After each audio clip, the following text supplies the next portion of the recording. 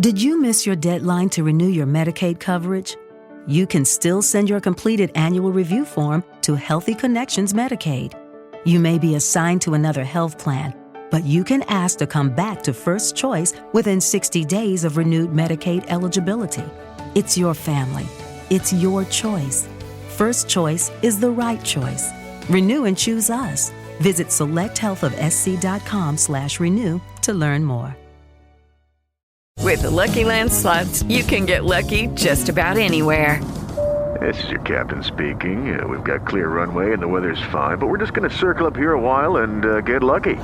No, nothing like that. It's just these cash prizes add up quick. So I suggest you sit back, keep your tray table upright, and start getting lucky.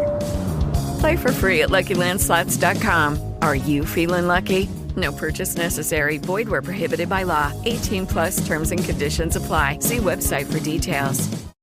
The Adventures of Ellery Queen.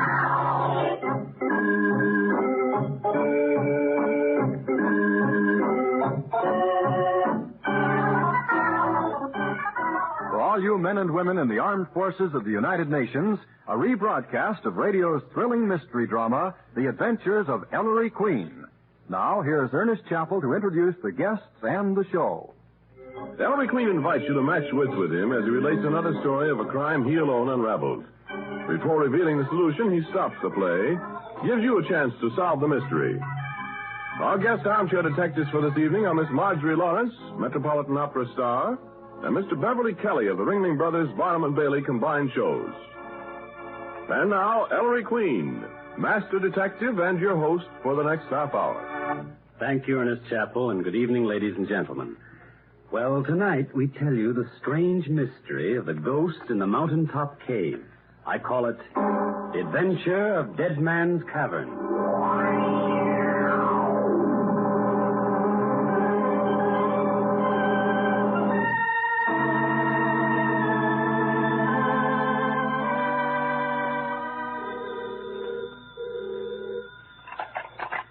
Hello? But Mr. Queen doesn't know anyone in Canoka, New York, operator. Canoka, New York. Give me that phone, Nikki. Why the excitement, Mr. Queen? Hello, operator. Ellery Queen. Put her on, please. Put her on. Hello, Grace? Ellery, how's the mastermind? Grand to hear your voice, darling. Darling. What are you doing at your Adirondack Lodge, Grace? Stretching my soul. How'd you like to join me this weekend? Oh, it's a date. How about my gang, Dad, Veely, and my secretary? Well, really. Sure, I'll have a lodge full anyway. Wait a minute, dear. I'll look up the train schedule. You bet, darling. I'll hold on. Ellery Queen, if you think I'm going to kick my heels around an Adirondack lug nest while you and some shameless woman... Grace? Why, Nikki, she's Dr. Grace Grayson, probably the most famous living woman physicist. An old friend. Oh? How old? About 50, Nikki. Oh. Ellery? Yes? There's a 9:45 on Grand Central Saturday morning. I'll pick you and your folks up at the Canoka station. It ought to be fun. Grace, I don't like that laugh. What have you got up your sleeve? Oh. See, the fact is you can help catch a murderer this weekend. I thought so. Who is he? A gentleman known as the Strangler. A strangler. That sounds grim. How many people has he killed? 29 at last report. Well, see you Saturday.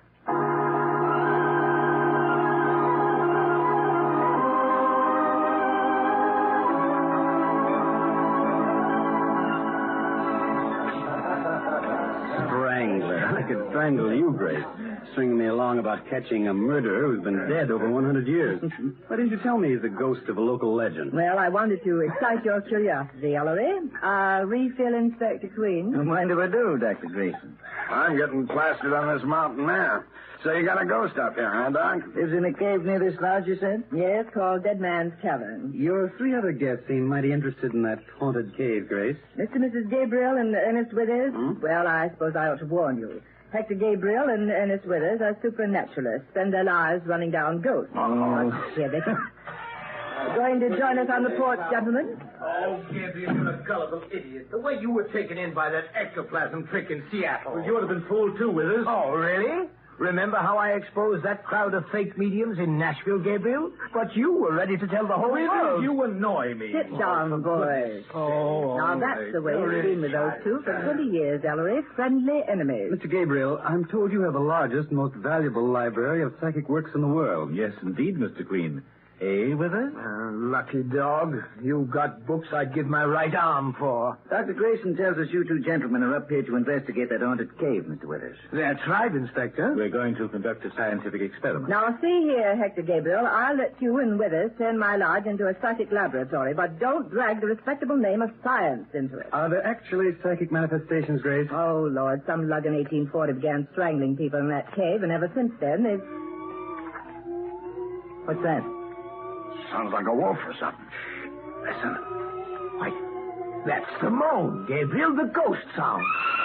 Now someone's screaming. That's no ghost. Sounds like my wife. Well, Miss Porter took a walk in the woods and... Here they come, running. Wait, Mrs. Gabriel. Hold it, dear. Oh, Mr. There. Nikki, what happened? I was walking in the woods, Inspector, when that ghastly moaning started from the direction of that cave. Mrs. Gabriel got frightened. Hector, please. Don't you and Mr. Withers go near that cave. It's haunted. Why, hold it. That's what Withers and I came here for. Yes, Mrs. Gabriel, if those moans were made by a ghost, it's our duty to psychic science. Now, see here. Those sounds are a natural phenomenon. Nothing ghostly about them. Then what made that noise, Dr. Grayson? My dear child, the cavern probably has a peculiar rock structure which causes it to catch the wind at the top of the mountain and then expel it with a moaning sonic effect. There it is again. Sure sounds funny, Harry. What do you think? I think, Dad, we'd better have a look at Dead Man's Cavern.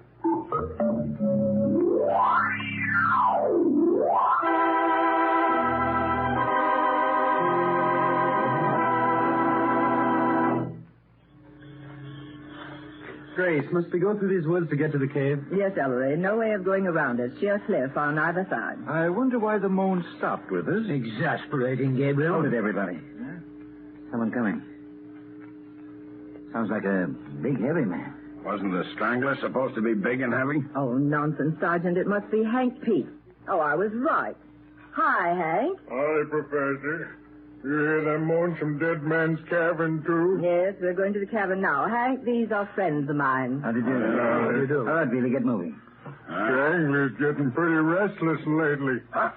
Say, Daniel Boone, you don't believe in this ghost bunk, too. Man gets to believe in a lot of things, mister. Living alone up there in the hills. Just what is the story of this strangler, Mr. Gabriel? Well, some mountaineer, Mr. Queen, over... Let me tell him, Gabriel. He lured wayfarers into the cave, you see, and strangled them for their money. Nice fella. What did he do with his victims' bodies? There's a natural opening in the rear wall of the cave, like a window. It overlooks a lake, Inspector, the same lake that's behind my lodge. The strangler threw his victims out of that cave window into the lake 50 feet below. And ever since, them folks he strangled keep a-moaning like you all heard. Oh, of all the succotash hangs, the brute was finally caught and hanged. It's the ghost of the strangler.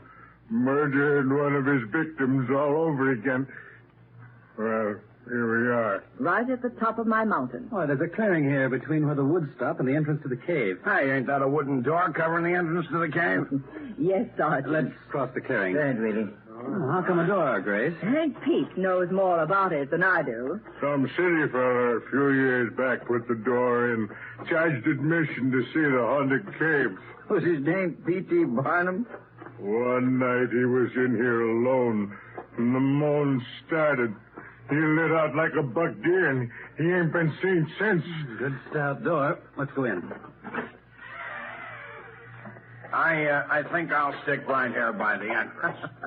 Sergeant, you'd never make a physicist. A psychic research worker either. Interesting cavern, eh, Mr. Queen? Yes, Mr. Gabriel, from what I can see of it in this gloom. Solid rock. No walls, roof. The roof is really the inside of the very crest of the mountain, Inspector. There's the window in the rear wall. Yes, this opening looks right out over the lake.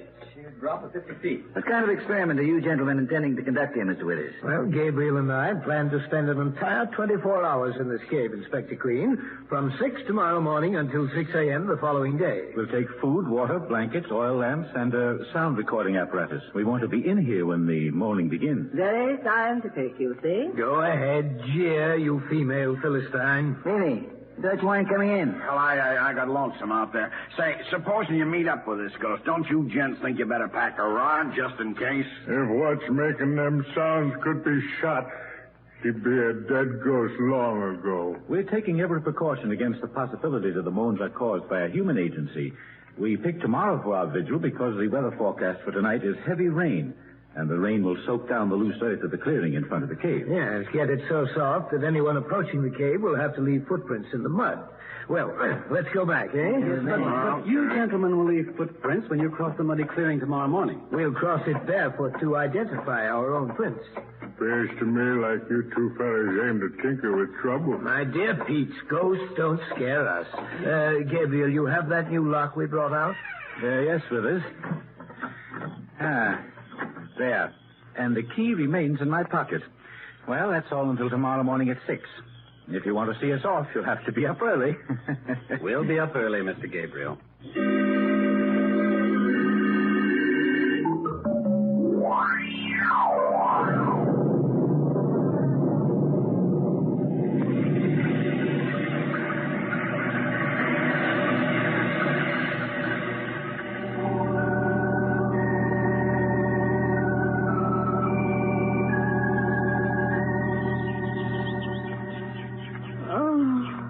Gosh, I'm sleepy, Ellery.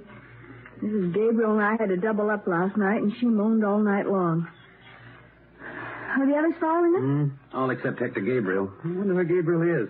He bunked with me last night, but when I woke up this morning, he was already gone. He must be waiting for us at the cave. Oh, look, Ellery. Is that the old woodsman Dr. Grayson mentioned last night? Hank Pete? Oh, yes. Morning, Hank. Up early to see Mr. Gabriel and Mr. Withers start there watching the cave? Mr. Green, I've just been over to the clearing at the edge of the woods. Somebody's in that cave. What? Cave door is open. What's that, Hank? Cave door open? Why, it can't be. Gabriel and I put a new lock on it yesterday, and he has the only key. Come see for yourselves. It must be your husband, Mrs. Gabriel. Well, I don't understand it, Sergeant. But weren't Mr. Gabriel and Mr. Withers to go into the cave together? Yes, we were. Keep your shade on, Mr. Withers. Take a look. The prints of a small man's bare feet. And they go perfectly straight across the mud of the clearing to the cave door. Just one set of prints. Ingoing. Why, he's tricked me. His word of honor we'd go in together. His word of honor. I'm sure Hector wouldn't do anything dishonorable, Mr. Withers. Well, these are his footprints, aren't they? There couldn't be anyone else's here. They're so small. Cheat. Mr. Withers, you're a dreadful man. Oh, it's probably a joke. Hector Gabriel! Mr. Gabriel! Hey, Mr. Gabriel! Hector! Why don't you answer? Something's wrong. Dad, I'm crossing this clearing alone. Now, the two are to keep out of the way of Gabriel's footprints. If you have to follow me, the two are two. Hi, son.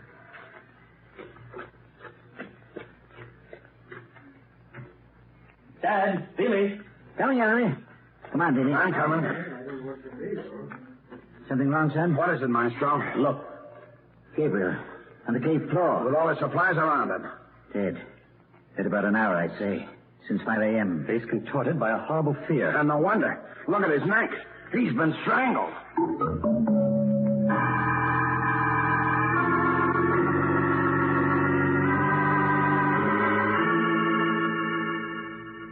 Well, son, I don't get it.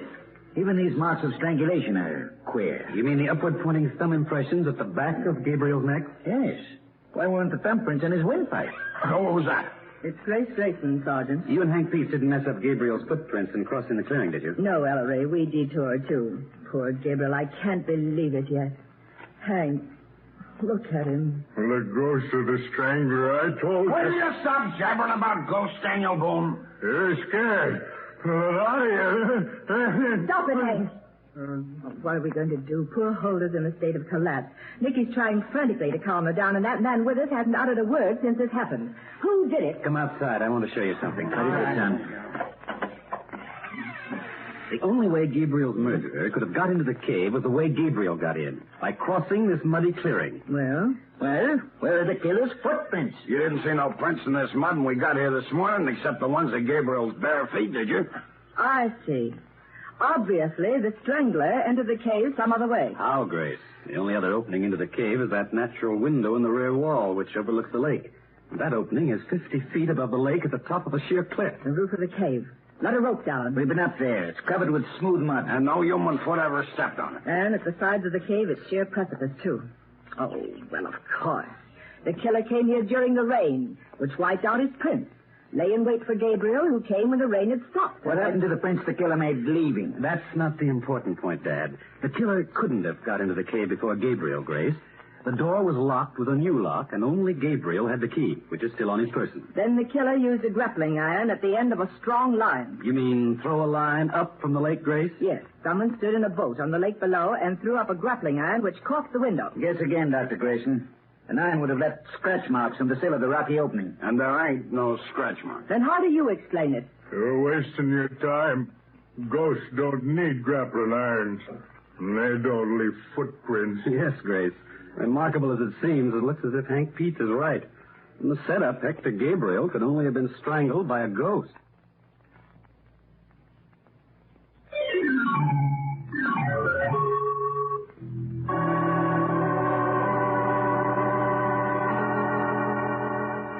I don't know what I'm going to do. Huldah, stop.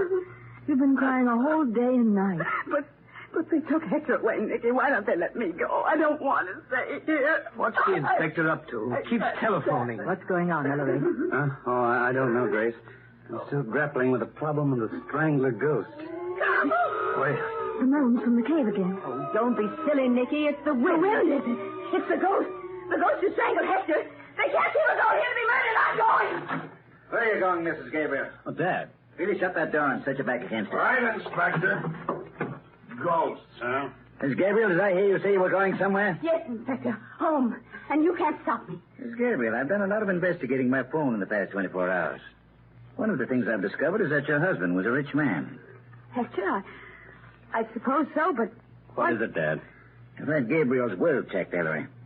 He leaves nearly his entire estate, worth $2 million, to his wife, Huldah. You mean you think I killed Hector? Your husband was almost 20 years older than you, Mrs. Gabriel. Oh. Yes, quite possible. Why, you're crazy. Next thing we know, you'll be accusing me of strangling Gabriel. Exactly what I had in mind, Mr. Withers. Wait, what do you mean, Inspector? You and Gabriel were at each other's throats for over 20 years, Withers. Enemies. Why, we were friendly enemies. Also, he owned something you wanted bad, Mr. Withers. Gabriel's library. The most valuable collection of books on psychic phenomena in the world. Right, son. One of the things I found out in the past 24 hours is that Gabriel willed the psychic library to Ernest Withers. But that's so absurd, Inspector, to kill a man for possession of some books. You think so, Dr. Grayson? Maybe you'll agree that your motive was stronger. My motive? To kill Hector Gabriel? Dad, Grace involved with Gabriel. She was his first wife. Gabriel's first wife? Did you know that, Ellery? No, I didn't, Nicky. Grace. Surely you're joking, Inspector. Depends on your sense of humor, Dr. Grayson. Fact is, Hector Gabriel ditched you to marry Huldah. And you know what they say about a woman scorned. So you think I killed Hector out of revenge for having thrown me over? I can see your point, Inspector. Only I didn't. It's not any one of us. It was the ghost, I tell you. The ghost! That ghost story is a lot of camouflage. Yes. One of you three strangled Gabriel in that cave. Only question is, which one? Now, who would that be? Gilly, see what it is. Right, No, please don't open it. Oh, it's just old Hank, the woodsman. What do you want, Pete? Thought you'd want to know. We'd want to know what, Hank? Right at the edge of the woods where you enter the trail from here, just a couple of yards from the lodge, there's a lot of loose stones. Them stones were slippery from the rain. Yeah? Alongside them slippery stones is a couple small juniper bushes. They've been smashed flat. I figures how this fella Gabriel slipped on them stones on his way to the cave yesterday morning and fell under them junipers.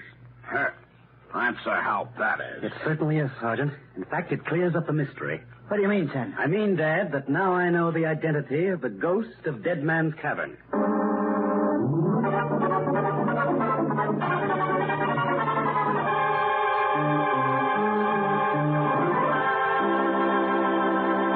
And there, ladies and gentlemen, you have the mystery of Dead Man's Cavern.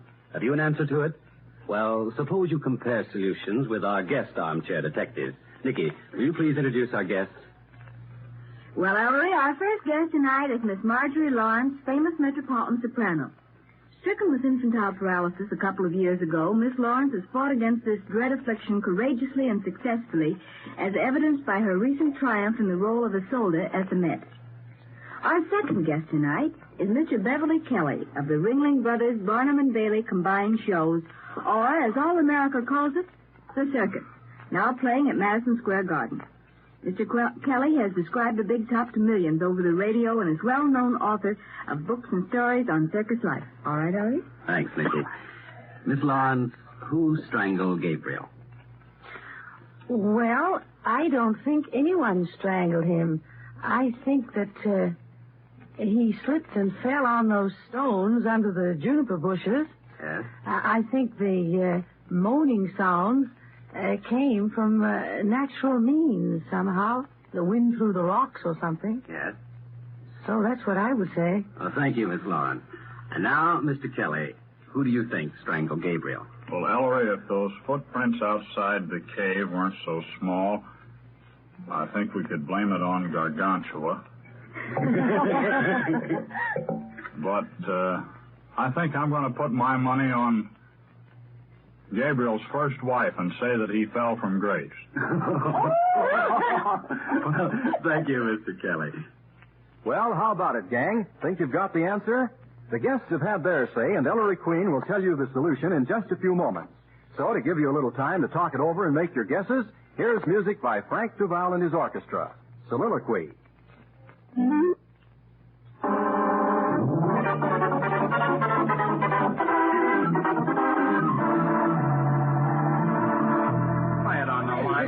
All right, I'll tell you. Now, first, let's slay the ghost. No ghost killed Hector Gabriel. The strangler's hands were human hands. They left human fingerprints deep in the flesh of Gabriel's neck and throat. Well, sure. That's right. Then those moans we heard must have been made by the wind through the cave, like Dr. Grayson said. Right, Sergeant. Now, since the strangler had human hands, he also had human feet. And human feet leave prints in mud. But, Ellery, the only footprints in the mud were Gabriel's. One set, ingoing. I know. Gabriel choked in the woods and then staggered across the clearing alone to the cave to die. Nikki, you yourself pointed out that the trail left by Gabriel's feet across the mud was perfectly straight. Men dying of strangulation don't walk in a straight line. No. When Gabriel crossed that clearing, unlocked the door, and entered the cave, he was perfectly well. So the murder was committed in the cave. And for the murderer to have choked Gabriel in the cave, he had to get there. Problem. How did the killer cross that muddy clearing without leaving footprints? And the more you think about it, the more obvious the answer gets. What do you mean? He crossed it on Gabriel's back. Gabriel carried him. Ellery. I know, Dad. Other theories are possible, but my theory can be backed up. What was the exact position of the strangler's thumbs on Gabriel's neck? The thumb marks pointed upwards on the back of Gabriel's neck. Which is possible only if at the time he committed his crime, the strangler was behind Gabriel. Strong confirmation that the strangler rode across that mud on Gabriel's back. And when Gabriel entered the cave, the person he was carrying began to choke him before even getting down. Oh, but Maestro, how did the killer make Gabriel carry him? Important question, Sergeant. Grown men don't play piggyback at 5 o'clock of an Adirondack morning. One person carrying another suggests that the person being carried had to be carried. An injury? Yes, Dad. Hank Beach just told us he'd found a place in the trail where someone had slipped on loose, wet stones and fallen into some juniper bushes. Hank opined it was Gabriel, because he thought Gabriel was alone. But since we know Gabriel carried someone, isn't it evident that it wasn't Gabriel who slipped and fell, but his companion? The killer faked a tumble, pretended to twist his ankle or something, said he couldn't walk. And Gabriel lugged him all the way through the woods to the cave. Exactly. And why? Deliberately to leave only one set of footprints in that mud, Gabriel's, to make us believe that the murder had been the work of a convenient strangler ghost of the haunted cave. All right. You've accounted for how the strangler got into the cave without leaving prints. Yeah, but how did he get out, Maestro, without leaving him after Gabriel was dead? In the only way possible, through that natural window in the cave wall. What? Yes, for while no one could have got into the cave through the opening in the cave wall, someone could have got out simply by diving out into the lake below. What clue did all this, son? Dad, where did Hank say he found the crushed bushes? At the edge of the woods as you went to the trail leaving Dr. Grayson's lodge. Yes. In fact, Hank said it was only a few yards from the lodge. But observe, The killer pretends to injure himself a few yards from the lodge. Yet Gabriel carries him all the way through the woods to the cave. Why? Why didn't Gabriel carry him back the few yards to the house? Wouldn't he have done that if, say, his companion had been his wife or Dr. Grayson, or, in fact, anyone except one person? One person? There can be only one reason why Gabriel carried his companion all the way to the cave. And that was because he and the killer were bound for the cave. Because he and the killer were supposed to share the cave for the next 24 hours. Well, I'll be... Yes. Gabriel's companion, the man who got his victim up an hour earlier than planned on some trumped-up excuse, who wanted to kill Gabriel because he hated him for over 20 years, and because Gabriel had willed him his unique and valuable psychic library, that man could only have been Ernest Withers.